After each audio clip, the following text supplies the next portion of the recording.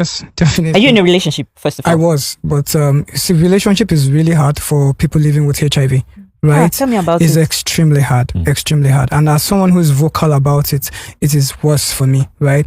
So the thing is, women are even more considerate. A woman can decide to be with a man that's living with HIV and undetectable if the man can provide security, provision, and all of those things. But for men are usually harder to, want to be with a woman living with HIV.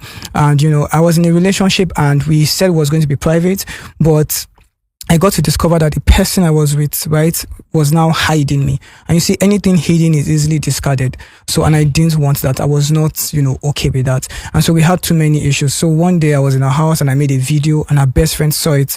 And, her best friend was like, you can never date this guy. So this is the guy you're telling me about. No.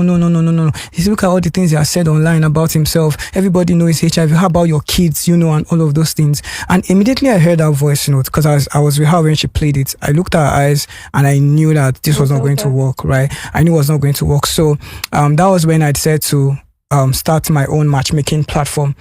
Connecting people living with HIV. So that's what I do right now. So, and, I connect people living with HIV, to meet each other and find love, and it's been going on well. By the grace of God, I started November and I've recorded 7 weddings and everything is, that's impressive. I've recorded 7 weddings, people are in serious relationship. Although I still have to take my time to help people through therapy sections because a lot of men living with HIV are bisexuals.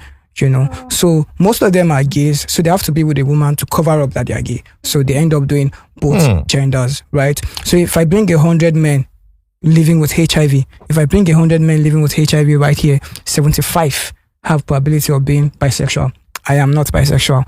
You people have heard my story. You know what brought me to this place. It's okay. So I still have a lot of men who ask me out to today, but I keep on saying that I am not bisexual. So you've never said yes. I've never, ever.